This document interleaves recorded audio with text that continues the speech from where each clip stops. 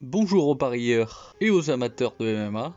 La Fight Night Fioro contre Blanchfield, ça devrait être le cas d'école pour le parieur. C'est un exemple parfait à se remémorer quand il vous prendra l'envie de mettre trop d'argent. Ça vous aidera, ça vous aidera probablement à mettre des petites sommes, des sommes raisonnables, pour que ça reste vraiment du plaisir et du loisir de parier, et pas une espèce d'addiction maladie.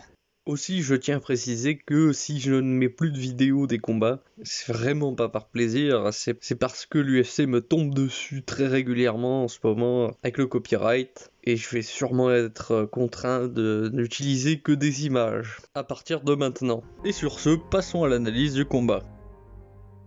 Gouskov, il fait 1m90 pour 193 cm d'allong. Il est majoritairement en pied d'appui droitier. Il utilise son bras avant pour parer et dévier les attaques, mais comme il le fait plutôt mal, la plupart du temps c'est plus une faille dans sa défense qu'une protection.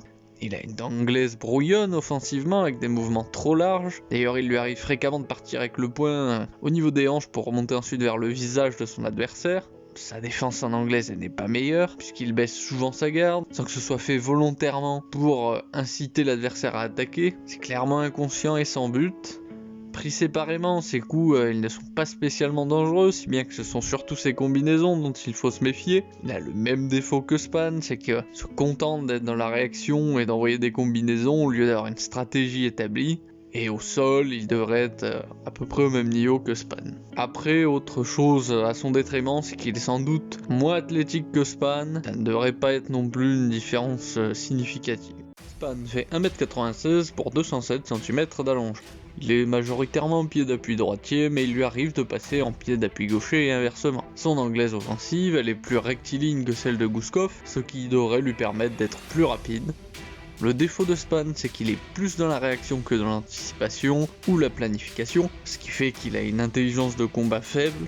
Debout, il laisse quand même moins d'ouverture que Gouskov et maintient mieux ses mains au niveau des épaules ou de son menton.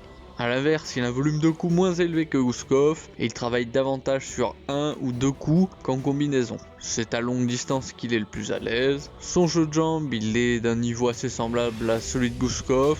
Et en grappling, c'est pareil, il devrait être à peu près au même niveau. Honnêtement, on a là un co-main event à l'image de cette carte, c'est-à-dire aussi tonique que Grand-mère Joséphine. C'est vraiment un match miroir qui va finir par KO si les deux ne se fuient pas tout le combat, parce que l'un comme l'autre, ils ont des défenses, ils n'ont rien d'exceptionnel.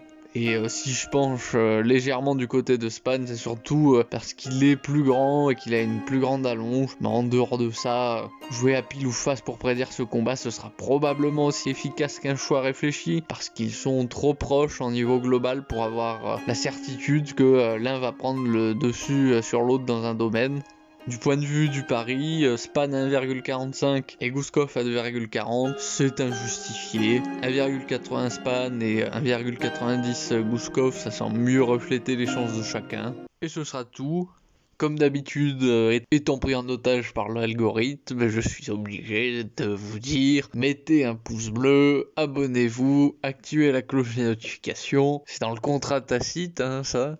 Mais par contre, je serai bien content de connaître votre avis sur ce combat. Et je vous dis à la prochaine.